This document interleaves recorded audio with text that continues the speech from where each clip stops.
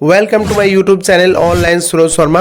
বন্ধুরা, অনেকেই হয়তো জানেন যে এখন 1 এপ্রিল থেকে নতুন প্যান কার্ডের সিস্টেম পাল্টে গেছে। নতুন প্যান কার্ড যেটা আগে 49A মানে 49A ফর্ম ফিল আপ করে হতো, এখন সেটা 93। দেখবেন এই ফর্মটা, এই যে দেখতে পাচ্ছেন বন্ধুরা, 93 ফর্মে ফিল আপ করে আপনাকে অ্যাপ্লিকেশন করতে হবে। মানে আপনি যদি নতুন প্যান কার্ড করতে চান তাহলে আগের ফর্মে আর হবে না, এই নতুন ফর্মটা আপনাকে ব্যবহার করতে হবে।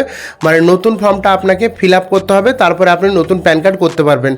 আর বন্ধুরা, আর একটা মেন কথা যেটা, যে আগে যেমন শুধু আধার কার্ড দিয়ে প্যান কার্ড হতো, এখন কিন্তু বন্ধুরা শুধু আধার কার্ড দিয়ে আর প্যান কার্ড হবে না, আপনাকে এক্সট্রা একটা ডকুমেন্ট দিতে হবে। মানে আধার কার্ডটা আপনার আইডেন্টিটি প্রুফ এবং অ্যাড্রেস প্রুফ তো হবে, কিন্তু আপনার ডেট অফ বার্থ প্রুফ হিসেবে আপনাকে যে কোনো একটা ডকুমেন্টস দিতে হবে। আমি ডকুমেন্টসের লিস্ট আপনাকে ডান দিকে দিয়ে দিচ্ছি, ওই লিস্টের মধ্যে যে কোনো একটা আপনার থাকলেই হবে। যেমন জন্ম সার্টিফিকেট, মাধ্যমিক certificate, voter card, driving licence, passport. যদি আপনার কাছে কোনো ডকুমেন্টই না থাকে তো ম্যাজিস্ট্রেটের সই করা অ্যাফিডেভিট লাগবে। তো এই 93 ফর্ম তো একবারে নতুন, এই ফর্মটা আপনারা কিভাবে ফিল আপ করবেন সেটাই আমি এই ভিডিওতে জানাবো। তো বন্ধুরা, এই ফর্মটা যাতে আপনারা একদম নিখুঁতভাবে যাতে ফিল আপ করতে পারেন, সেই জন্যই আমি এই ভিডিওটা নিয়ে এসেছি। একদম প্রথম থেকে লাস্ট পর্যন্ত এই ফর্মটা আপনাকে ফিল আপ করে দেখাবো, একদম পরিষ্কার পরিচ্ছন্নভাবে, বিনা ভুল করে। ঠিক আছে বন্ধুরা, যাতে আপনারও একটুও ভুল না হয় সেরকমভাবে ফিল আপ করে দেখাবো। তো বন্ধুরা, একদমই দেরি না করে চালু করা যাক। বন্ধুরা, প্যান কার্ডের ফর্ম ফিল আপ করার আগে আপনাকে দুটো কথা বলে দিই। দেখতে পাচ্ছেন বন্ধুরা, দুদিকে দুটো ফটো চিটানোর কথা বলা হয়েছে। ডান দিকে একটা কালার ফটো চিটাবেন, বাঁ দিকেও একটা কালার ফটো চিটাবেন। কিন্তু ডান দিকে যেই ফটোটা চেটাবেন তাতে কিন্তু সই করা চলবে না।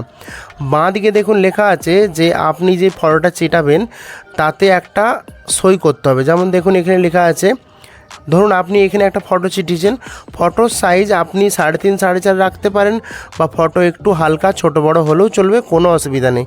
আর ফটোটা চেটানোর পর আপনাকে ফটোর উপরে এরকমভাবে সই করতে হবে। আপনাকে আমি এক্সাম্পল দেখাচ্ছি। ধরুন আপনার নাম হচ্ছে তরুণ দাস, তো ফটোটা চেটানোর পর আপনাকে এইভাবে সই করতে হবে। ফটোটার ওপরে কিছুটা সই থাকবে, কিছুটা নিচে থাকবে। ঠিক আছে বন্ধুরা, এরকমভাবে আড়াআড়ি সই করতে হবে। ঠিক আছে, এরকমভাবে সই করতে হবে। আর ডান দিকে যে ফটোটা হবে তাতে কিন্তু কোনো সই হবে না। দেখুন লেখাই আছে শুধু ফটো চিটাবেন, মানে এইখানে যে ফটোটা দেওয়া থাকবে সেই ফটোটাই প্যান কার্ডে আসবে। দুটো ফটোই সেম হতে হবে, আর এইখানে সই হবে, এখানে কিন্তু সই হবে না। ঠিক আছে বন্ধুরা, এরপরে দেখুন লেখা আছে ফার্স্ট নেম, তারপর মিডিল নেম, তারপর লাস্ট নেম। সবার ভালো কি করেছে বন্ধুরা, আগে দেখবেন 49A যে ফর্মটা ছিল প্যান কার্ডের, তাতে দেখবেন নামের প্রথমে দেখবেন আগে টাইটেল লিখতে হতো। আর এখন খুব ভালো করেছে, কারণ আগে বহুত মিস্টেক হতো, ভুল করে আগে মানুষ নিজের নাম লিখে দিত, তারপরে টাইটেল লিখতো, ওটাই তো নিয়ম। এখন যেমন সোজা করেছে। ঠিক আছে বন্ধুরা, আগে যেমন উল্টো দিকে ছিল, আগে টাইটেল ছিল তারপরে নাম ছিল, আর এখন আগে নাম তারপর টাইটেল। এটাই তো নিয়ম করা উচিত, যে আগে নাম পরে টাইটেল। এটা খুব ভালো সিস্টেম আনা হয়েছে বন্ধুরা। তো বন্ধুরা দেখুন, আপনার নাম যদি তরুণ দাস হয় তো আপনার নামটা এখানে তরুণ দাস লিখবেন। ঠিক আছে বন্ধুরা, ক্যাপিটাল লেটারে লিখবেন তরুণ দাস, এরকমভাবে। আর একটা মেন কথা বন্ধুরা, এই ফর্মটা ফিল আপ করলে ব্ল্যাক কালি দিয়ে ফিল আপ করবেন। আপনারা এটাকে অবশ্যই কালো কালি দিয়েই ফিল আপ করবেন, মানে ব্ল্যাক কালি দিয়ে ফিল আপ করবেন। তো দেখুন বন্ধুরা, আপনার নাম যদি তরুণ দাস হয় তো আপনার ফার্স্ট নেম হচ্ছে তরুণ, লাস্ট নেম হচ্ছে দাস। ঠিক আছে বন্ধুরা, যদি আপনার নাম হয় তরুণ কুমার দাস তাহলে আপনি মিডিল নেম লিখবেন, না হলে লিখবেন না। যদি আপনার মিডিল নেম থাকে তাহলে লিখবেন, না হলে লিখবেন না। ঠিক আছে, এখানে দেখুন তরুণ দাস, তাহলে আপনার মিডিল নেম নেই, সেজন্য এই জায়গাটা ফাঁকা। ঠিক আছে, এরকমভাবে অনেক বড় অক্ষর দেওয়া হয়েছে, অনেক বড় বাক্স দেওয়া হয়েছে। কারো কারো নাম তো বিরাট বড় থাকে, সেজন্য এরকম দেওয়া আছে। দেখুন বন্ধুরা, আরেকটা অপশান আছে নেম অ্যাজ পার আধার। মানে এখনকার যা নিয়ম আছে যে আপনার আধার কার্ডে যেই নামটা আছে সেই নামটাই প্যান কার্ডে আসবে, সেম টু সেম একদম। সেই জন্য এখানে এই অপশানটা দেওয়া হয়েছে যে আধার কার্ডে যেই নামটা আছে সেটা তো আপনার আধার কার্ডে নিশ্চয়ই এই নামটাই আছে, তাই এখানে আপনাকে তরুণ দাস বলে একদম সোজাসুজি লিখে দিতে হবে। তো এইটাকে আপনাকে এইভাবে সোজাসুজি লিখতে হবে, এইখানে আর পরপর এইভাবে লিখে লাভ নেই। আর এই ফিল আপটা কিন্তু এইভাবে হবে, ফার্স্ট নেম লাস্ট নেম, আর এই নেম অ্যাজ পার আধার, মানে এরকমভাবে ফিল আপ হবে। ঠিক আছে বন্ধুরা, এরপরে দেখুন বন্ধুরা, এরপরে তাহলে এই ঘরটা বাদ চলে গেল। তারপরে জেন্ডার, আপনি ছেলে হলে আপনাকে এখানে টিক মারতে হবে, মেয়ে হলে এখানে টিক মারতে হবে, থার্ড জেন্ডার হলে এখানে টিক মারতে হবে। তো তরুণ দাস যেহেতু ছেলে তো এখানে টিক মারা হচ্ছে। তারপরে দেখুন ডেট অফ বার্থ, তো ডেট অফ বার্থ যদি আপনার থাকে, ধরুন আমি এক্সাম্পল দিচ্ছি, ধরুন আপনার জন্ম তারিখ হচ্ছে 01051993। ঠিক আছে, তো এটা মানে এটা হচ্ছে তারিখ, আপনার 1 তারিখে মে মাসে জন্ম 05, আর 1993 সালে জন্ম, তাহলে এটা 1993 হবে। ঠিক আছে, এরপরে দেখুন 4 নম্বরে লেখা আছে আধার নাম্বার। তাহলে আপনার যে আধার নাম্বারটা আছে এখানে দেখে দেখে ফিল আপ করে দেবেন। তারপরে দেখুন লেখা আছে রেসিডেন্সিয়াল অ্যাড্রেস, মানে আপনার যেখানে বাড়ি বা আপনার আধার কার্ডে যে অ্যাড্রেসটা লেখা আছে সেই অ্যাড্রেসটা লেখার চেষ্টা করবেন, আপনার রেসিডেন্সিয়াল অ্যাড্রেস। তার এইখানে দেখুন লেখা আছে ফ্ল্যাট, ডোর, বিল্ডিং নেম। যদি আপনার ফ্ল্যাট নেম, বিল্ডিং নেম, ডোর নেম থাকে ভালো, নাহলে প্রথমে আপনার এইটা লেখার চেষ্টা করবেন, কেয়ার অফ দিয়ে আপনার বাবার নাম লেখার চেষ্টা করবেন। ধরুন আপনার বাবার নাম হচ্ছে তপন দাস, ঠিক আছে, ধরুন আপনার বাবার নাম, এক্সাম্পল দিয়ে আমি আপনাকে বোঝাচ্ছি যে আপনার বাবার নাম হচ্ছে তপন দাস। এখানে দেখুন অ্যাড্রেস, আপনার অ্যাড্রেস যদি হয় ধরুন পৌরসভা এরিয়া, হ্যাঁ, তাহলে আপনারা এখানে লিখতে পারেন যে ওয়ার্ড নম্বর 2, এইখানে লিখতে পারেন আপনারা সতীতলা, বা আপনার যেটা অ্যাড্রেস আছে সেটা আপনারা এখানে লিখবেন। পোস্ট অফিস, আপনার যে পোস্ট অফিসটা আছে সেটা আপনারা এখানে দেখে দেখে লিখবেন। তারপরে দেখুন আপনার এরিয়া, লোকালিটি, টাউন, তো আপনার যদি শহরে বাড়ি হয় তো শহরের নাম লিখে দেবেন, সিটি হলে সিটির নাম লিখবেন। ডিস্ট্রিক্ট, এখানে আপনার জেলার নাম লিখে দেবেন। ঠিক আছে বন্ধুরা, সব ক্যাপিটাল লেটারে লিখবেন, পরিষ্কারভাবে লিখবেন। স্টেট, আপনার যে স্টেট আছে সেই স্টেটটা লিখে দেবেন। আপনাকে এটাকে শর্টকাটে লিখলেও চলবে, কোনো অসুবিধা নেই। তারপরে এখানে কান্ট্রি, আপনার কান্ট্রি নিশ্চয় ইন্ডিয়া হবে, ইন্ডিয়া লিখবেন। আর আপনার পিনকোড, দেখবেন আপনার আধার কার্ডে যে পিনকোডটা লেখা আছে সেই পিনকোডটা আপনাকে এখানে লিখতে হবে। তারপরে দেখুন অফিস অ্যাড্রেস, অফিস অ্যাড্রেসের ঘরটা ফাঁকা থাকবে, আপনি যেখানে বাস করেন সেখানেই আপনি প্যান কার্ডটাকে নিতে চান, সেজন্য আপনি এখানটাকেই ফিল আপ করবেন, অফিস অ্যাড্রেসটা ফাঁকা রাখবেন। 7 নম্বরে দেখুন লেখা আছে রেসিডেন্সিয়াল স্ট্যাটাস, এটাকে আপনাকে রেসিডেন্সিয়াল, নন রেসিডেন্সিয়াল, এখানে residential not a ordinary resident, তো আপনাকে এত কিছু না দেখে রেসিডেন্সিয়াল অপশানে টিক মারতে হবে। 8 নম্বরে দেখুন লেখা আছে পাসপোর্ট নাম্বার, যদি আপনার পাসপোর্ট থাকে তো লিখবেন, নাহলে এই অপশানটা না লিখলেও চলবে। ঠিক আছে বন্ধুরা, এটা ম্যান্ডেটরি নয়। তারপরে দেখুন 9 নম্বরটা ট্যাক্স পেয়ার আইডেন্টিফিকেশন নাম্বার, তো এটা যদি আপনি ট্যাক্স পেয়ার আইডেন্টিফিকেশন নাম্বার যদি আপনার থাকে তো লিখবেন, না হলে লিখবেন না, এটাও হিসেব মতো বাদ দিয়ে দেবেন। তারপর দেখুন 10 নম্বরে এসছে মোবাইল নাম্বার, কান্ট্রি কোড আপনার যেটা আছে সেটা লিখে দেবেন। তো এইখানে সবারই কান্ট্রি কোড এইটা আসছে বন্ধুরা। তারপরে এখানে মোবাইল নাম্বারটা আপনার যেটা আছে সেটা লিখে দেবেন। আমি আপনাকে এক্সাম্পল দিয়ে দিচ্ছি এখানটায়। ইমেল আইডি দেখবেন আপনার ইমেলে রয়েছে, প্রত্যেকের কাছে এখন বড় হ্যান্ডসেট আছে, স্ক্রিন টাচ, তো সেখানে জিমেলে ক্লিক করলেই আপনারা এইখান থেকে ইমেল আইডি দেখতে পাবেন। তো আপনার যেটা ইমেল আইডি আছে এখানে পরপর লিখে দেবেন। ঠিক, আমি সব এক্সাম্পল দিচ্ছি, কোনোটাই সঠিক জিনিস নয়, আমি সব এক্সাম্পল দিচ্ছি। ল্যান্ডলাইন নাম্বার, তো এই অপশানটা অবশ্যই ফাঁকা দিয়ে দেবেন, ল্যান্ডলাইন দরকার নেই। 11 নম্বর সোর্স অফ ইনকাম, যে আপনার ইনকাম কোথা থেকে, আপনি যে প্যান কার্ড করছেন আপনি নিশ্চয়ই ইনকাম করেন, তাহলে আপনার ইনকাম বেশিরভাগই আপনি এইটা করে দেবেন, ইনকাম ফ্রম আদার সোর্স। ঠিক আছে বন্ধুরা, তাহলে কোনো টেনশন নেই, আপনি যেখান থেকে ইনকাম করেন এইখানে টিক মারলে সব ইনকামই চলবে।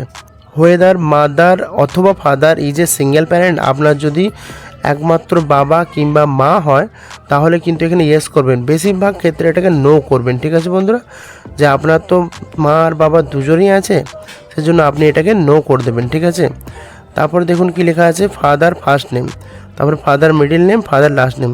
তাহলে ধরুন এক্সাম্পল দিয়ে বলছি, আপনার বাবার নাম হচ্ছে তপন দাস, তাহলে এখানে বাবার ফার্স্ট নেম আর লাস্ট নেম হচ্ছে এখানে দাস, মিডিল নেম যেহেতু নেই সেজন্য আমি লিখছি না। মায়ের নাম, দেখুন বন্ধুরা এরপরে হচ্ছে মায়ের নাম ধরুন আপনার মায়ের নাম হচ্ছে লাবণী, LABANI, লাবণী দাস। ঠিক আছে বন্ধুরা, যদি মিডিল নাম থাকে তো মিডিল নাম লিখবে, মিডিল নাম যদি লাবণী রানী দাস বা লাবণী বালা দাস, ঠিক আছে, তো মিডিল নেম যেহেতু নেই লাবণী দাস সেজন্য ডাইরেক্ট ফার্স্ট নেম এবং লাস্ট নেম মানে টাইটেল।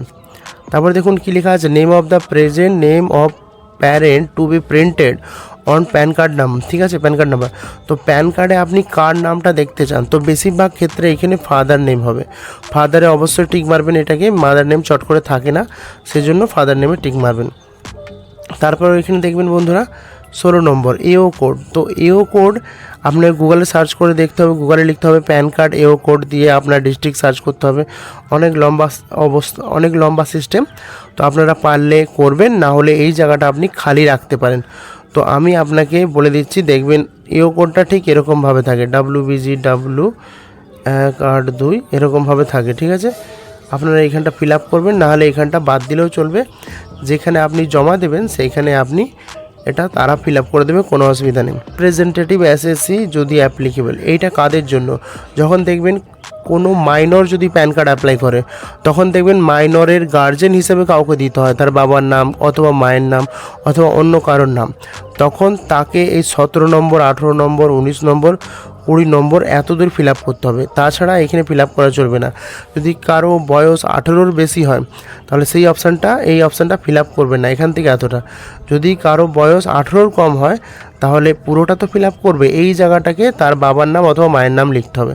তাহলে এখানটা বাদ চলে গেল হিসেব মতো। 18-র বেশিরভাগ লোক তো 18-র বেশি বয়স হলেই প্যান কার্ড করবে, তাহলে এটা তারা বাদ দিয়ে দেবে।